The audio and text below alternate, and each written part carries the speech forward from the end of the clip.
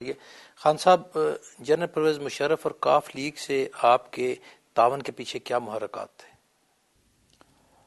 قریش صاحب، 2002 کے الیکشن جب ہوئے اس سے پہلے الیکشن کے کیمپین کے دوران آپ کو علم ہے کہ میں جیل میں تھا، جیل سے نکلا اور یہ الیکشن کا سلسلہ شروع ہو گیا تھا۔ اس وقت ہم نے جب الیکشن کیمپین شروع کی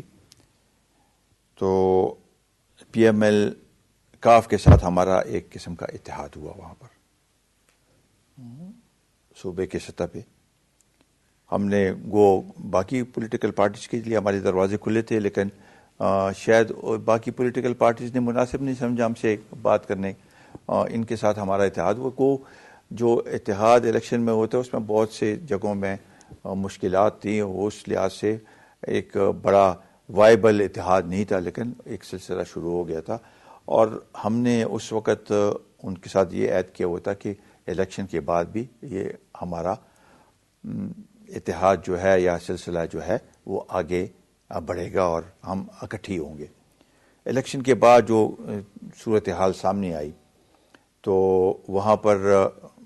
ہمارے صوبے میں تو ایم ایم اے کی حکومت بنی، ان کو کسی کی ضرورت نہیں تھی، ان کے پاس اپنے اتنی اسٹرینتھ تھی،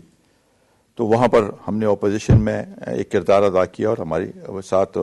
پی ایم ایل کیو بھی اپوزیشن میں تھی، اے این پی بھی اس وقت اپوزیشن میں تھی۔ یہاں مرکز میں چونکہ دوسرے جو سیاسی پارٹیاں تھے، پیپلز پارٹی پارلیمنٹیرین اور پی ایم ایل این، انہوں نے ہمارے ساتھ کوئی اپروچ ہمیں نہیں کیا کہ آپ ہمارے ساتھ اپوزیشن میں رہیں یا ہمارے ساتھ بیٹھ کی بات کریں۔ چونکہ کاف کے ساتھ ہمارا ایک سلسلہ شروع تھا، انہوں نے دعوت دی، حالانکہ مجھے کوئی ضرورت نہیں تھی، نہ شوق تھا وزارت لینے کی، اور ان کے ساتھ جب ہم نے اشتراک کیا تو اس کے بعد میں پشاور چلا گیا۔ جب اس کے الیکشن ہو گئے، لیڈر آف دی ہاؤس کی وہ ہوگی، اسرٹینمنٹ ہو گئی، تو میں پشاور چلا گیا۔ پھر جمالی صاحب نے فون کیا مجھے کہ آپ ذرا آئیں واپس، تو میں نے کہا کہ میں نے تو اپنا کام کر دیا، کہ انہوں نے کہا کہ نہیں آپ میرے عہد پہ آنا ہے، تو رات کو میرے گھر آئے، انہوں نے کہا کہ نہیں آپ نے ساتھ شامل ہونا ہے میری مدد کے لیے۔ تو وہ اس لحاظ سے ہم اس کے ساتھ شامل ہوئے، اور یہ ایک سیاسی یہ ریئلائز کرتے ہوئے کہ ٹھیک ہے یہ الیکشنز پرویز مشرف صاحب نے کرائے ہیں، ان الیکشن کے نتیجے میں شاید بہت سے جو اپوزیشن کے ہیں وہ یہ کہیں گے کہ یہ صحیح جمہوری وہ نہیں ہے، لیکن اسی کو ہم نے آگے بڑھا کے ملک میں جب نیکسٹ الیکشن آئیں گے تو اس میں پھر مکمل طور پر ایک سلسلہ ایسے ہوگا جو کہ ہر کوئی اس کو جمہوری کہہ سکے گا۔ تو یہ جب بھی آپ نے دیکھا کہ مارشل لاء لگا ہے یا فوجی حکومت آئی ہے، اس کے بعد جو آپ دوبارہ سول گورنمنٹ کی طرف آتے ہیں تو ایک ایسا پیریڈ ہوتا ہے جہاں پر کچھ ملا جلا سا ایک نظام ہوتا ہے۔ تو اس میں آپ نے دیکھا ہوگا کہ ضیاء الحق کے وقت میں بھی جب الیکشن ہوئے نان پارٹی بیسس پہ، اس میں ہم نے بائیک آؤٹ کیا ہوا تھا اس وقت، لیکن ایک نان پارٹی بیسس پہ الیکشن ہوئے، اس کے بعد ایک حکومت بنی، جنوبی صاحب اس میں وہ ہوئے، اور پھر آہستہ آہستہ اس نے مارشل لاء بھی ختم کیا اور اس سلسلے کو آگے بڑھایا۔ لیکن اصل جو جمہوریت آئی تو وہ پھر جب 88 میں الیکشن ہوئے ان کی وفات کے بعد، ضیاء الحق کی وفات کے بعد، تو ایک نظام سامنے آیا۔ تو یہی ایک پیریڈ تھا، اور اس میں آپ نے دیکھا کہ جو لوگ اسمبلی میں تھے، اس میں پی ایم ایل این بھی اسمبلی میں تھی، پارلیمنٹیرین بھی تھے، ایم ایم بھی اسمبلی میں تھی، نیشنل اسمبلی میں، اگر ان کی اکثریت بن جاتی تو انہوں نے حکومت بنانی تھی۔ دوسری طرف پی ایم ایل کیو تھا، ہم تھے، ایم کیو ایم تھی، اور پیر صاحب پگاڑا کی پارٹی تھی جو کہ جن کے پاس اکثریت تھی، تو ہم اور ٹرائبل آ گئے تھے، وہ حکومت بن گئی۔ تو اس کو ہم نے اس لحاظ سے میں تو یہ سمجھتا ہوں کہ یہ بھی ایک بڑی اچھی بات ہے کہ کم از کم وہ حکومت 5 سال چلی ہے، اور گو شاید لوگوں کو بہت سے اعتراضات تھے، لیکن یہ ہے کہ اکانومی بہتر ہوئی ہے، اس وقت ملک کا ایک وقار بلند ہوا، اور آج اگر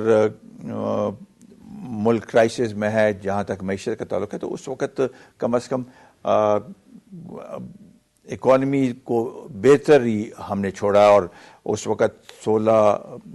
ارب کے قریب ہمارے ریزروز تھے ملک میں، اور ساتھ ہی ساتھ ڈالر کے بھی آپ دیکھیں تو اس پیریڈ میں 60-61 سے آگے نہیں بڑھا۔ ابھی جو صورتحال ہے وہ آپ کے سامنے ہے، انفلیشن ریٹ بھی اتنی نہیں تھی جو کہ اب ہے، وہ سنگل ڈیجٹ میں تھی، آخری وقت میں 12-13 پہنچ گئی تھی، ابھی تو 25 تو کور ہے، اور فوڈ انفلیشن جو ہے 35% ہے۔ تو یہ ایک ہم نے ایک کردار ادا کیا، اور اب جب دوبارہ الیکشنز ہوئے اس میں جن کو مینڈیٹ ملا ہے ہم نے اس کا احترام کیا، اور سب سے پہلے ہم نے یہ کہا کہ بھئی ہم احترام کرتے ہیں، بلکہ وزیر اعظم کو کی ووٹ آف کانفیڈنس میں ہم نے اس کو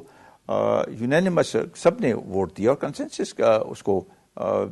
ووٹ دیا تاکہ وہ کام کر سکے، اور اس ملک کے جو مشکلات اور مصیبتیں ہیں اس کے اوپر وہ توجہ دے سکے۔ خان صاحب، جب آپ وزیر داخلہ تھے، پرویز مشرف صاحب پر بڑا الزام ہے کہ انہوں نے ڈالروں کے عوض پاکستانیوں کو امریکہ کے ہاتھ فروخت کیا۔ کیا یہ معاملہ وزارت داخلہ کے باتات ہوا، یا آپ کو اس کا علم تھا، یا یہ بالا بالا کام ہوا؟ مجھے کوئی علم نہیں تھا، اور نہ میرے دور میں کوئی ایسی واقعہ ہوا۔ یہ میں تو 2004 میں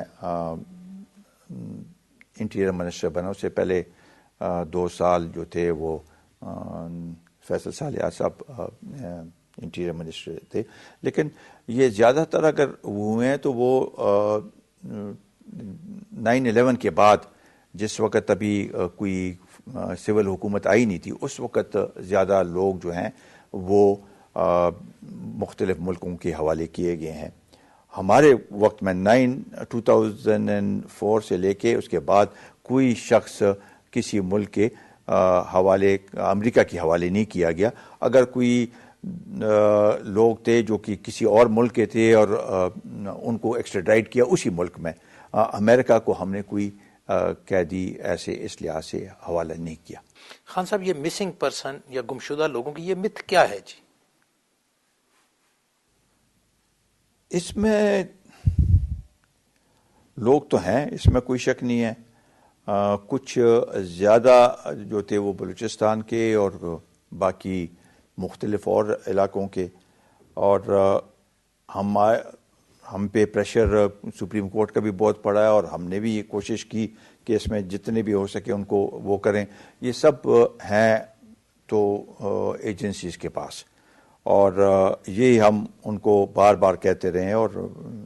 پریزیڈنٹ مشرف کو بھی کہا تھا کہ جو جہاں پر بھی ہیں، بہت سے ایسے ہیں کہ ایجنسیز نے بھی کہا ہمارے پاس نہیں ہے، اور نہ ہمیں ان کا علم ہے۔ لیکن بہرحال یہ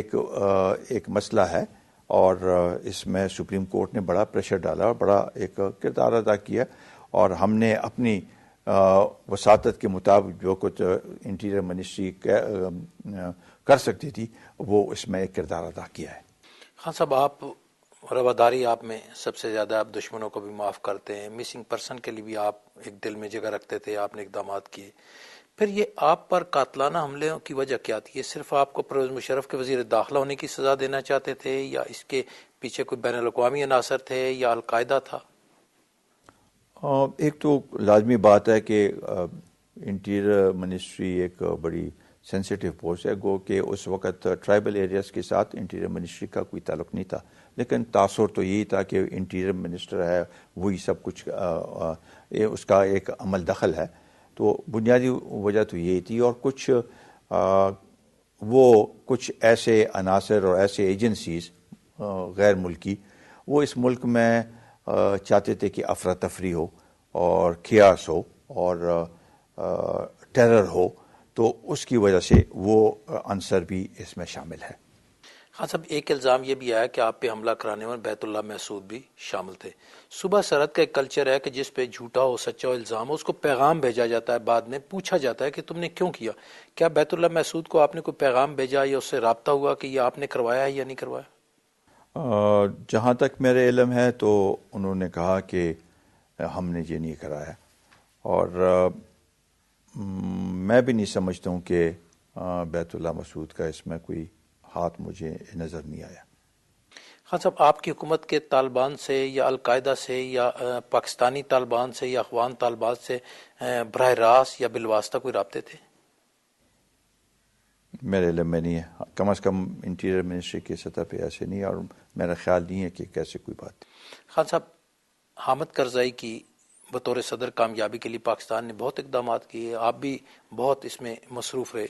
لیکن جب وہ حکمران بنے تو اس کے بعد انہوں نے پاکستان پہ الزام رکھنا، آپ کی حکومت پہ الزام رکھنا، پرویز مشرف پہ الزام رکھنا، یہ کیا ان کا کلچر ہے یا اس میں کوئی حقائق ہے یا وہ الزام در الزام کرنا چاہتے ہیں؟ دیکھیں، کارزئی صاحب کی جو وہ ہے حکومت ہے، اور جو اس کی پوزیشن ہے اس کو سمجھنا چاہیے، اس لحاظ سے کہ افغانستان کے وہ پریزیڈنٹ ہیں اور یہ سب انسرجنسی وہاں پر ہو رہی ہے،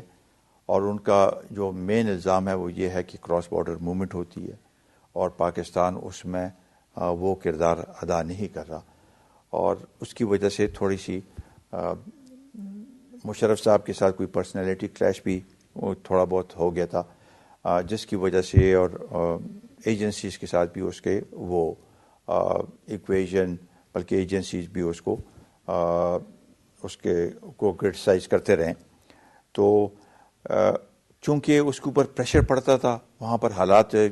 جیسی انسرجنسی میں اضافہ ہوتا تھا تو وہ الزام پاکستان پہ لگا دیتا تھا، اور یہ سلسلہ جاری رہتا تھا، اور اس کے لیے جب ہم وہ جرگہ لے گئے وہاں پر، گرینڈ جرگہ جو کابل میں ہوا، اور اس میں جب سب پشتون بیٹھے اور انہوں نے آپس میں گل مل گئے اور بات چیت کی، اس کے بعد وہ جو تنقید ان کی طرف سے آتی تھی اس میں بہت کمی آئی، لیکن وہ سلسلہ اس کا تسلسل برقرار نہیں رہا، اور اب آج پھر وہی سلسلہ وہی شروع ہے کہ وہ یہ کہتے ہیں کہ جی پاکستان یہ کچھ نہیں کر رہا۔ میرا خیال ہے کہ اس میں بہت سی دفعہ ہمارے طرف سے بھی وزیر خارجہ نے کہا کہ جی کارزئی نے یہ کیا ہے یا اس نے یہ بیان دیا۔ میں نے تو ہمیشہ یہ کہا کہ جو بھی ہے اس کے ساتھ ایک کانٹیکٹ رکھنا ضروری ہے، اور چونکہ یہ ایک مسئلہ ایک ایسا ہے جس میں اس ریجن کو اگر ہم نے اس ریجن میں یا اس خطے میں امن قائم کرنا ہے تو اس کے لیے مشترکہ ہم نے کام کرنا ہے اور ایک دوسرے کی پوزیشن کو سمجھنا ہے، اور اگر کوئی تنقید بھی ہے تو تنقید آپس میں بند کمرے میں کر سکتے ہیں، گلے شکوے کر سکتے ہیں، لیکن اخبارات کی حد تک، اخبارات تک یا الیکٹرانک میڈیا میں تنقید کرنا وہ دونوں ملکوں کے مفاد میں نہیں ہے۔ بہت شکریہ خان صاحب۔ ناظرین، آپ نے جناب آفتاب احمد خان صاحب کی گفتگو سنی، اس کے ساتھ ہی عبدالودود قریشی کو اجازت دیں۔ اللہ حافظ۔